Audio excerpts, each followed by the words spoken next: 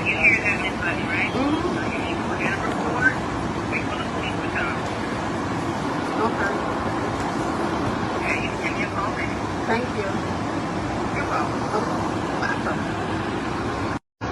Nah, we gotta start packing stuff up today, man. I know you just hurt my room. I don't give a damn about your mother. You know what I mean? I don't give a damn about whoever you call, either aid or anything. Y'all gotta go today. The thing is, I gave you a place to stay. 39-year-old Donta Chestnut was hailed as a hometown hero and cursed as a constant headache to Wilson, North Carolina police. He was a walking contradiction. Once accused of shooting at cops, later cleared. Forever tied to drug dealing, yet forever defended.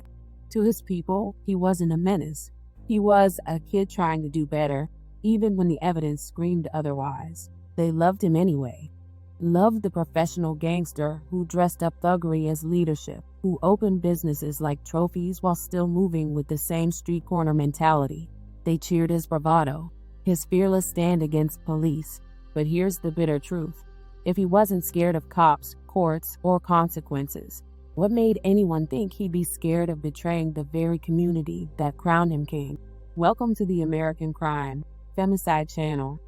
Please like, share, subscribe, and hit the notification bell for future uploads. Yo, this your boy Trick Daddy Dollars, and I represent what's real. Y'all make sure y'all go support Donta Chestnut. He trying to put on for the city. He trying to put the whole city on. Police been fucking with the man, harassing him for over 10 years. They turned his lights off in the studio the other night just for hosting an open mic, giving the city an opportunity. Are you crazy? Are you stupid? Wilson, North Carolina, y'all step up for the man. Chase your dreams. I am the Daddy Dollars, and I approve this message. Depending on who you ask, Donta was either a fearless community leader or a professional con man dressed up as one. He founded Our Wilson, a nonprofit meant to steer kids away from gun violence with after-school programs, boxing matches that replaced street fights, cooking lessons for kids who otherwise might have been hustling for dinner money, and endless distractions like sports and video games. To many in the community, this made him a savior. To police, he was still the same man with a rap sheet longer than his list of good deeds. But in Wilson, myth is stronger than facts. People didn't want nuance. They wanted a hero. They wanted the story of a man who once got accused of shooting at cops and lived to tell about it. The man who stood on business and showed no fear. They wanted the living embodiment of a gangster Robin Hood, someone who broke rules yet still handed out turkeys on Thanksgiving. And Donta happily played the part. He loved the spotlight. He did radio interviews talking about being misunderstood, about being harassed, about how the world refused to see the good in him. And of course, people clapped, because it's always easier to believe in persecution than accountability. By 2023, Chestnut decided hustling wasn't enough. He wanted power in City Hall, so he ran for City Council. On the campaign trail, he sold himself as the reformed hustler turned neighborhood diplomat, the man who could negotiate between the streets and the system. But in a now infamous radio interview, allegations of drug dealing, gang ties, and harassment by police spilled out of his mouth like confessions disguised as complaints. You finished college. Mm-hmm. What made you come back to Wilson? Because you went to 2 different colleges in VA. Right. Why didn't you stay in VA?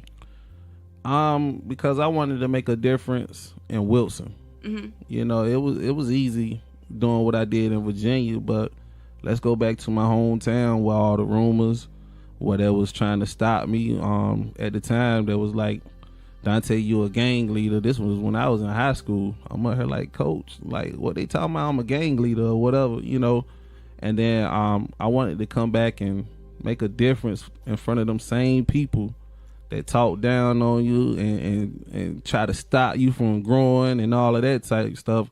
But not only that, because I knew where I came from, as far as being a kid and not having the opportunity to go to college or not having the opportunity, you know, to use your resources and all of that type of stuff. So I wanted to move back and help out the kids, to the younger generation, to be able to send them to college. And at the time, you know, even when I was in college, I got probably about 20 people into college. I did all the paperwork. You know, I got them accepted in college, and you know, they came to my college at St. Paul's College, played football, and some of them tried out for the basketball team, you know, and we made a difference. And it ain't no excuse with the other coaches talking about, oh, you ain't good enough or this or that. You know, I just sent 20, you know what I mean, almost 25 people to college. You know, I got them accepted. Who else can say that? You know, so who else can say that? I'm just doing what I can do. I don't know about everybody else. It's celebrities doing that. Yeah. But who in your city doing that? Yeah. Who in your city really doing that though? I don't know much. I don't know nobody else. I don't know nobody else. Yeah. But for those same reasons, do you think that that's why you running for city councilman? Yeah, just to make a difference. It ain't even about me. You know, it ain't even about me as far as city council, man. It's about my people. It's about, you know. And he's so, you know how people will say something and be like, yeah, I'm doing it for this reason, and then you don't, no, you ain't. But you show and tell, you show and prove, like this is like really what you really for the community. Mm-hmm. You really for the kids, right? And that's the most important thing. Right. But you know they're gonna try to block everything you're doing, right? Man, God, and you know how God works. We got an audio. Yeah, man. We have an audio, actually, of them trying to blackball my guy, and we gonna play it. Okay. We gonna play it. Got you. You ready?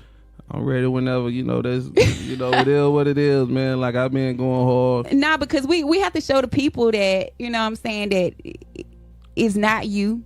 Mm-hmm. You know what I'm saying? We got to show the people that, you know, behind the scenes of what you really go through to actually have events in the area. Mm-hmm. What you go through to actually do something for your community, your friends, the so-called gangbangers. Mm-hmm. You know what I'm saying? All the people that, you know what I'm saying, don't have nowhere to go. It is not like Wilson have a lot of opportunities or a lot of places to go and just mingle. It's not like it's there. You know what I'm saying? But you've made a way. You've paid a way to the point where you can do an event anywhere in Wilson. And they might try to blackball you, but you'll do it anyway. And make it work. And you make it work. You know, sometimes I gotta go through other people. Hey, book this park for me. Book this right here. And I shouldn't have to go through that. And he should not have to go through that. But I'm about to get into this audio. You ready? Let's get it. Let's get into it. Give our tours to the community. Mm-hmm. I mean, I think those are all great things. I just, what I have to go on is what they tell me, because I didn't go out there. I didn't ask them. I you know, I was basing on what you all had told me. But when they come to me with stuff like that, and they're the police department, I have to pay attention. It's rude that they do that. Then after I finished with him, before I finished with him, I got a call from the police about some problems that they had with something he had before. What type of problems did they indicate that they had? And it said clear as day, the police department contacting these people to pretty much tell them like, nah, don't let him have an event at your establishment. And this is places that you pay. Yeah. You have to do contracts with. Yeah. And these people voiding contracts. Right. Off of the strength. And I mean, at the end of the day, being a business owner, you really can't blame them because, you know, the police contacting them and they might not personally know you. So, you know, they listening to the police and they like, now I got to choose a side. Yeah. So am I going to choose you, the person I don't know? Am I going to listen to the police?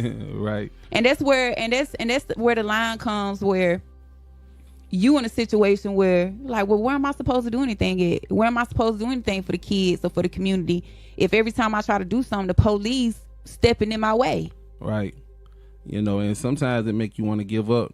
You know, I'm sure it do. And then I had to be strong throughout all of that, man, because these kids wouldn't get what we doing for them if I was to give up. You know, not only that, you know, they came to my landlord at my building and like, you're gonna have to start doing business with Donta, or we're gonna take your property. At the studio? Yeah, the studio and R. Wilson. Wow. And they went to Mr. Jimmy about that. Mm-hmm. So Mr. Jimmy called me right then. Donta, you need to come down here. You know, so he said they trying to take my property. They talking about taking my property and all that type stuff. And I said, what? You know, and then with that, man, say he gave me the phone number to the cops. You know what I mean? That was, you know, that said it or whatever. Mm-hmm. You know, and it's so crazy sometimes because you don't give up. And then, you know, you see the cop on the corner when you walking into the mentoring building and, hey, Chestnut, you know what I mean? You're doing a great job, man. Keep up the good work, man. I'm proud of you. I said, dang, this the same person that just said this. Try to get you up out of there. You know, so, you know, it's a challenge, man. So I tell anybody. And let's be clear that these establishments that he's talking about is a recording studio that a lot of artists go, it's their outlet. You know, they go there, they record, you know what I'm saying? That's their way to express themselves. And right beside the building is where Al Wilson is located. And it's a nonprofit organization for the kids. This is a building where the kids come to after school. And they trying to shut that down. Like, that is crazy. You know, so I tell anybody, don't give up on your dream, man. You know, all. Even after this interview, I know it's gonna be even more challenges, but this my life. But you had to put it out there. You know, I've been holding that in for about 15 plus years. Oh, well, man. I'm glad you were able to come here and share all of this with me. Yeah, which I've known I've known some of it, most of it, not all of it. I'm new to some of it. You was in it. Yeah, but yeah, you definitely had one life, like, for real. And then probably about a week ago, one of my partners was like, yeah, my people said they want to donate and they want to help you out and all of this type of stuff. She said she was talking to a guy and talking about helping or whatever, and he just so happened to be a police officer and said, no, don't let him do that. Don't support him. He's a gang member and he's doing this. Donta got everybody fooled, you know. But it's crazy because I don't even see how they could label you as a gang member. But then again, I could. But when you because you're like the Martin Luther King of Wilson. They know that ain't nobody gonna play about you. They know that you gonna come strong for it. Just like when you ran last time, you had 30, 40 people behind you walking. Like, they know that, you know what I'm saying, like, you have people behind you. Mm-hmm. So if they want to call that being a gang member, then so be it. Because at the end of the day, you're a leader. If that's what they want to call, but you're a leader of your city. You know what I'm saying? And it's sad that they label you as that because you're far, far from that. You're a very intelligent man. You've been to college, nonprofit organizations. You give back to the community all the time. You know what I'm saying? And I just think that's crazy that they would. You know, when I was younger, they told me, like, when you were African American male and you go get your education and, you know, you give back and you do what you do, you know, you're a problem. You're a problem. And then with me trying out for when Coach Bird told me, you know, he wanted me to coach in Tarboro, he said he had to do a background check on me. And I said, it might be tough. He like, no, you my son. I know, you know, you don't do nothing and all that type stuff. I was like, all right. So he like, the next day, well, you know, when he came back, he was like, Donta, let me talk to you. I said, what's going on? The son thing didn't work. Yeah, he was like, Donta, they got you labeled as a terrorist. A terrorist? They got you labeled as an activist. And now that you are. That was correct word. I feel like you are an activist. And you could start a riot. And you can't. That's what I was pointing at. Like, you could though. I wouldn't want to do that way. You know what I mean? Right. You as a person, you wouldn't want to do that, but you really could though. Yeah. But I'd rather channel that energy into something positive. And you know, I don't want to say it till you tick me off. But I'm not even saying I'm not even saying a riot like in a bad way, like you gonna have people burning stuff down. But I'm saying you would be the person that people would show up for signs with signs. They'll march for you. Definitely. They'll be right there beside you. You know what I'm saying? That type of vibe. That's what I'm talking about. I ain't talking about tearing stuff down. Yeah, man. Don't get that wrong. But you know that was what I mean? stopping me from getting a job, though. You know, that been going on for years. You know, so whatever they saying out there, y'all, it ain't true. You know what I mean? What about the why did you support? What's his name? Ken. Yeah. I like Ken. Ken a good dude, man. They I don't want to say it. They said you did it for money. You know how people be talking. Man, I'm broke. I'm broke, man. Let them talk. That gossip says you did. But why would they say you support him for bread? No, man, because I'm broke. You know what I mean? Don't. We're not gonna speak that. I'm not. No, I'm rich, really. You know what I mean? I'm rich in the spirit. Yeah, you know? we not gonna say no. We not speaking broke on nobody. We not broke though. But they said you did it for some bread. Nah, man. With Ken, he supported our mentoring program. You know, when other people didn't. You know, people ride past that mentoring program every day. You know what I mean? That's in office, and you know, I be struggling trying to get chips and all that type stuff. So Ken, like, Dante, why these people not helping you? This was before he was in office, you know. So Dante, why these people not helping you? Like, you doing a great job. I'm like, man, I don't worry about that, man. You know, God gonna bless me, and we're gonna do what we got to do. You know, and when my partner, my cousin Johnny was running, and the guy, the person that was going against Ken at the time, Johnny was like, yeah, they knocked the papers out of my hand and all that, was talking, you know, and I'm out here like, come on, they ain't do that, and they in the office or whatever, you know what I mean? So I'm out here like, dang, that's messed up. Well, we're gonna go for Ken then, you feel what I'm saying? They knocked the paper out his hand for what? Because he was supporting other people, you feel what I'm saying? And I guess the person that said it, that was like, you don't supposed to do that, you know, because that can hurt their votes. You feel what I'm saying? So I'm like, for you to support other people. Yeah, you know, that's what my cousin Johnny was doing. You know, he was supporting other people. Like I said, I'm not into politics like that. So it's like, you know, it's kind of. Yeah, I ain't. But really, it sound like the streets. It's kind of. They hating on my boy in there. It was less a campaign pitch and more an audition for a Netflix documentary. And surprisingly, he lost. But losing didn't break him. Hustlers don't quit. Hustlers pivot. And Donta pivoted right back to doing what he did best, building an image while barely keeping the foundation together. Because while Chestnut was busy fronting as Wilson's misunderstood hero, the cracks in his empire were widening. By 2025, those cracks became a crater. Court records show the self-proclaimed businessman couldn't even cover his own rent. $1,127 was due July 1st, 2025. 10 days passed, no payment. On August 26th, his landlord filed a complaint for eviction, seeking $2,247.10 total with rent and court fees included.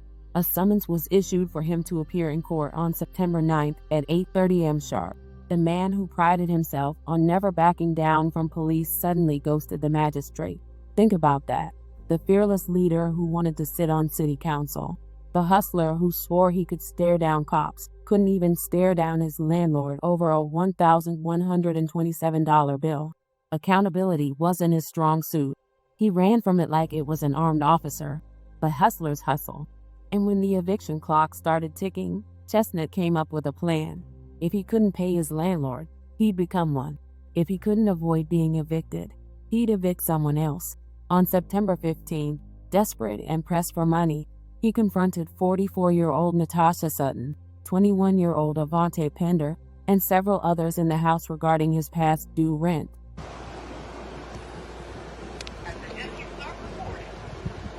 They got to go today.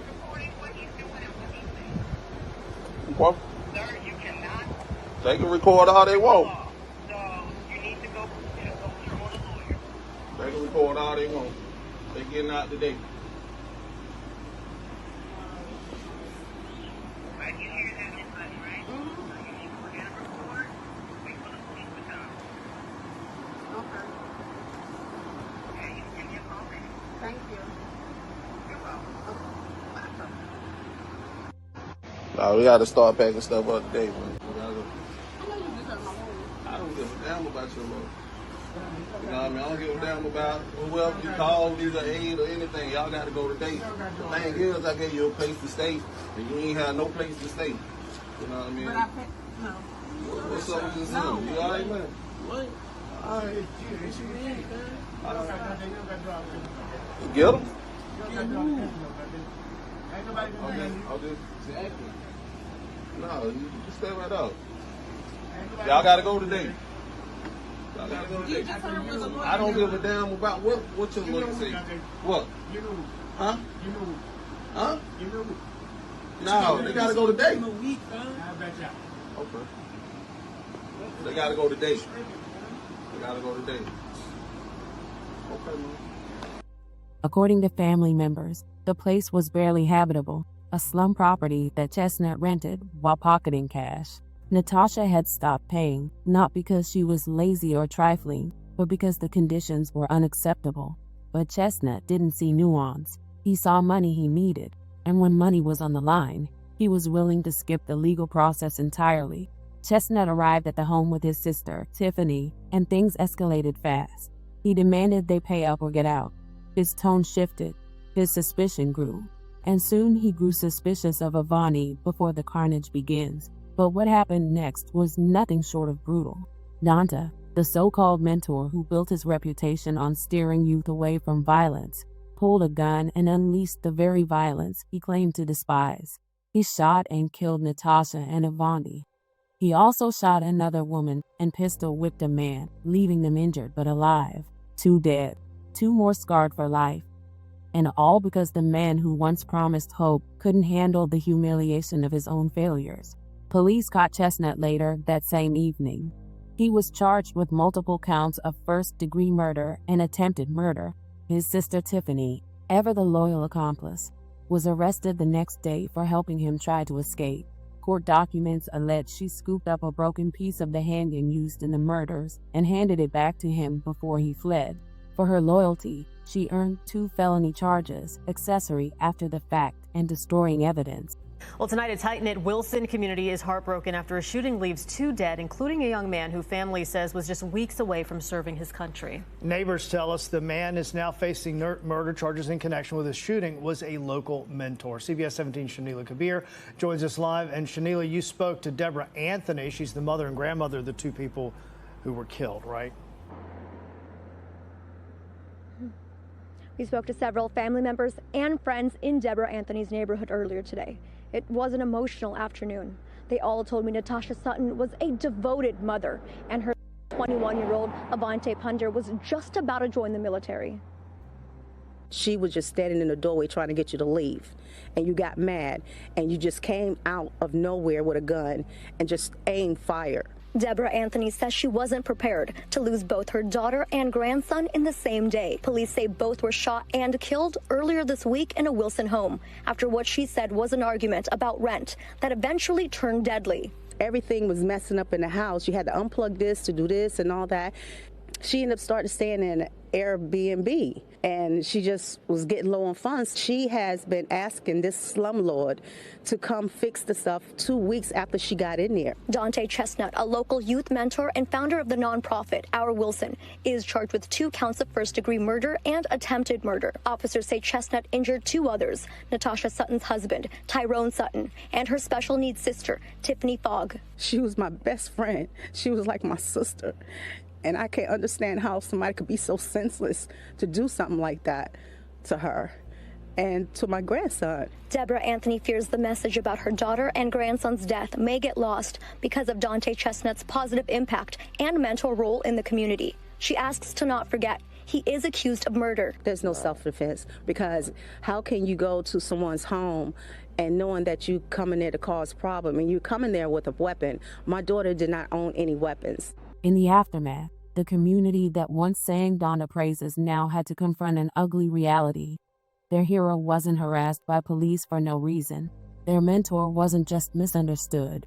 He was exactly who the whispers said he was all along. A slumlord, a hustler, a man who wrapped poison in gift wrap and sold it as leadership. The tragedy runs deepest for the victims. Avantae was just 21, weeks away from heading into the army. He was planning a future, one that included serving his country and raising his young son. Now his son, barely 5 years old, will grow up without his father and grandmother. Now, a town must live with the knowledge that their hero slaughtered a mother and son over rent money he himself couldn't pay. And here lies the bitter irony.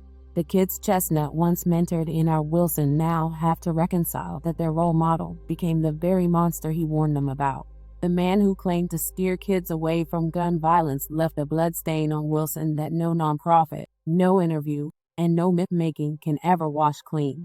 In the end, Chestnut was nothing more than Wilson's greatest contradiction turned cautionary tale. He wanted to be seen as fearless, untouchable, a man who bent rules for the greater good. But all it took was a $1,127 rent bill to strip away the mask and expose him as what he truly was, a hustler who could never outrun accountability. He skipped his own eviction hearing, only to hand out his own version of eviction with a gun. Wilson crowned him king, but kings are supposed to protect their people. Instead, Chestnut destroyed them. So when history remembers him, it won't be as the misunderstood hero or the man who boxed kids into better futures. It'll be as the slumlord executioner who let arrogance, desperation, and hypocrisy consume him. Wilson's beloved son became its greatest mistake. Rest in peace to Latrice Sutton and Avantae Pender. They deserve futures. They deserve better than becoming footnotes in the downfall of a false prophet.